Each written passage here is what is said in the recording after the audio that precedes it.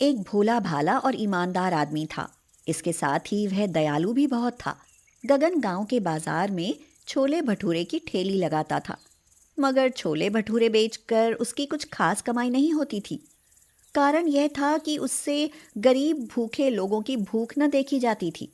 इसीलिए वह गरीबों को मुफ्त में छोले भटूरे खिला देता था। अरे भाई, खाओ खाओ, पेट भर कर छोले भटूरे खाओ। मैं गरीब से कोई पैसा नहीं लूंगा। भगवान तेरा भला करे भाई। गगन के इस स्वभाव से उसकी पत्नी राधा और माँ सुधा बहुत परेशान रहती थीं।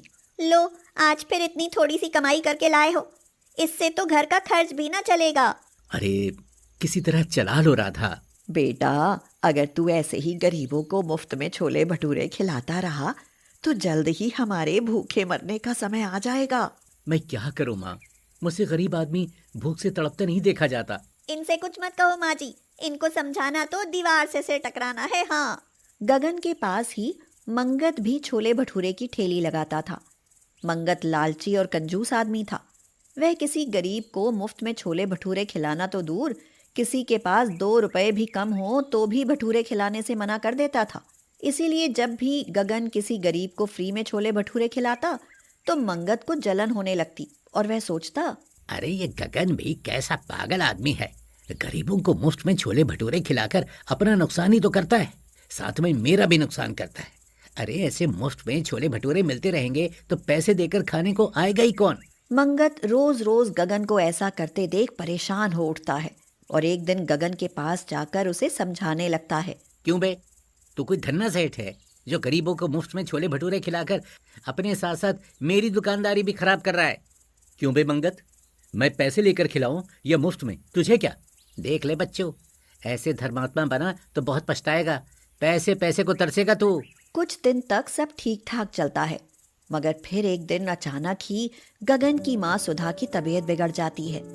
गगन और उसकी पत्नी राधा उसे अस्पताल लेकर जाते हैं। देखिए, आपकी माँ की बीमारी गंभीर है, इसलिए उन्हें कई दिनों तक अस्पताल में भर्ती करना पड़ेगा। पर वह ठीक तो हो जाएंगी ना? अगर आपने इलाज कराया तो जरूर ठीक हो जाएंगी। माँ के इलाज में क्या खर्च आएगा साहब? बस 50,000 तक आएगा।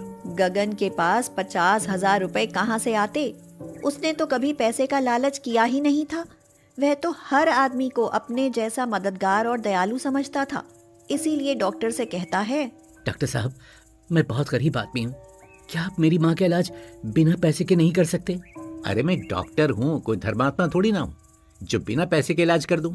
गगन के लिए 50,000 का इंतजाम करना पहाड़ तोड़ने जैसा था। वह कई जगह कोशिश करता है, मगर खाली हाथ घर लौटता है। राधा उससे पहले ही नाराज रहती थी।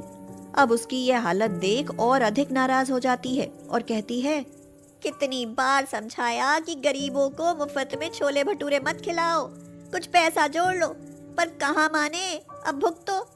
देखो राधा, गरीबों को बीच में मत लेकर आओ। किसी की थोड़ी सी मदद करने से कोई कंगाल नहीं हो जाता है। पर तुम्हारी मदद तो किसी ने नहीं की ना, पता नहीं माँ जी का क्या होगा। राधा यह कह ही रही होती है कि तभी मंगत उनके घर आ जाता है। मंगत गगन से कहता है, गगन, तेरी माँ का इलाज हो जाएगा भाई, पर पैसे कहाँ से आएंगे मंगत?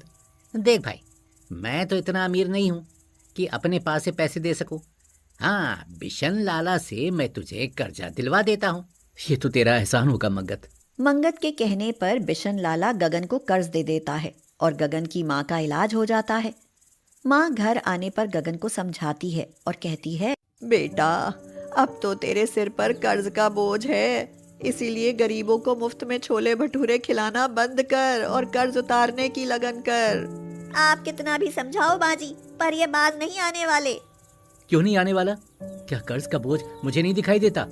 आज से मैं किसी गरीब को मुफ्त में छोले भटूरे बिल्कुल नहीं खिलाऊंगा।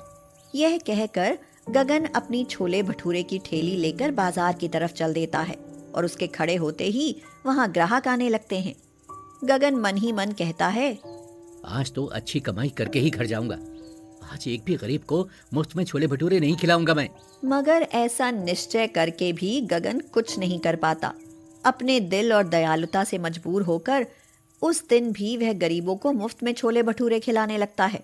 मुझसे तो गरीब की भूख देखी नहीं जाती। भगवान को जो मंजूर हो करे, पर मैं गरीबों को मुफ्त में छोले भटूरे जरूर खिलाऊंगा। गगन को यह करते देख मंगत मन ही मन खुश होते हुए कहता है, बच्चों, अब फंस गया तू मेरे जाल में। अब ना तेरा ठेला रहेगा और ना तेरा घर।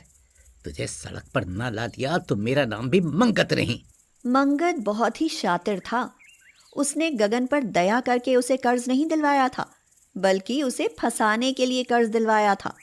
मंगत उसी समय बिशन लाला के पास जाता है और उनसे कहता है, लाला, उस गगन को बर्बाद करने का समय आ गया है। तो ठीक है मंगत, आज ही काम बांध देता हूँ उस पगले का। अब देखता हूँ गरीबों को मुफ्त के छोले भटूरे कैसे खिलाएगा। अगले ही दिन बिशन लाला अपने आदमियों के साथ गगन के ठेले पर आ धमकता है और कहता है, सुन बे गगन, सुना है तू यहाँ गरीबों को मुफ्त में छोले भटूरे खिलाता है। क्या करूं सेठ, मुझसे गरीबों की भूख देखी नहीं जाती। ये तो बड़ी अच्छी बात है, पर आज से जब तक मेरा कर्ज चुकता ना हो ये सब बंद कर दे, वरना मुझसे बुरा कोई ना होगा। बिशन लाला यह कहकर चला जाता है, मगर उसके चेताने के बाद भी गगन गरीबों को मुफ्त में छोले भटूरे खिलाना नहीं छोड़ता। इसीलिए लाला को उस पर बहुत गुस्सा आता है और वो कहता है, सुन बे, तुझे 1 हफ्ते की मोहलत देता हूँ। 1 हफ्ते में पूरा कर्जा नहीं लौटाया तो भरी पंचायत में तुझे 5 जूते लगाऊंगा और तेरे घर और इस ठेली पर कब्जा कर लूंगा, समझा? यह सुनकर तो गगन पर संकट का पहाड़ ही टूट पड़ता है, मगर मंगत और बिशन लाला बहुत खुश होते हैं। क्यों बे मंगत, अब तो खुश है ना? बहुत खुश हूँ लाला, आपकी मेहरबानी से गगन तो अब छोले भटूरे बेचना भूल ही जाएगा।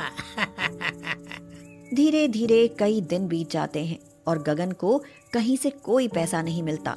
कर्ज चुकाने की चिंता उसे बेचैन करने लगती है। एक दिन वह छोले भटूरे की ठेली लेकर बाजार की तरफ चलता है तो तालाब के किनारे एक बूढ़ा और बुढ़िया मिलते हैं। बूढ़ा गगन को रोककर कहता है, बेटा, हम कई दिनों से भूखे हैं। भूख से प्राण निकले जा रहे हैं, छोले भटूरे खिला दो बेटा। नहीं नहीं, मैं मुफ्त में छोले भटूरे नहीं खिला सकता।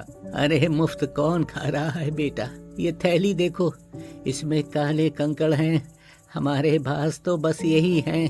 बेटा, इन्हें रख लो, भगवान ने चाहा तो तेरा भाग्य खुल जाएगा। उनके बार बार खुशामद करने पर गगन वह थैली लेकर ठेली में रख लेता है और उन्हें छोले भटूरे खिलाकर आगे निकल जाता है। फिर शाम को घर वापस आता है तो सुधा और राधा को चिंतित पाता है।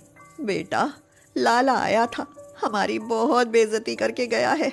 मुझे पता है कि आपसे पैसों का इंतजाम ना होगा। अब देखना कल तुम्हारी बेइज्जती कैसे करेगा वो। यह कहकर राधा तो रोने लगती है, मगर तभी सुधा को ठेली से कुछ रोशनी सी निकलती दिखाई देती है। वह हैरान होकर कहती है, अरे यह क्या चमक रहा है तेरी ठेली में? अभी देखता हूँ माँ। यह कहकर गगन ठेली पर रखी काले कंकड़ों से भरी थैली खोलकर देखता है तो हैरान ही रह जाता है और कहता है, अरे हीरे, ये कंकड़ हीरे कैसे बन गए? अरे ये तो सचमुच के हीरे हैं। ये तू कहाँ से लाया रे गगन? सुधा के यह पूछने पर गगन उसे सारी सच्चाई बता देता है तो सुधा भावुक होकर कहती है, बेटा माफ करना, तुझे हमने गलत समझा। भगवान से तुझे यह तेरी दयालुता का ही फल मिला है। आज के बाद आप गरीबों को खूब खिलाना पिलाना, हम कुछ नहीं बोलेंगे। इस तरह गगन को उसकी दयालुता का फल मिल जाता है और वह एक हीरा बेचकर लाला का कर्ज चुका देता है और उस दिन के बाद गरीबों की तन मन से मदद करने लगता है।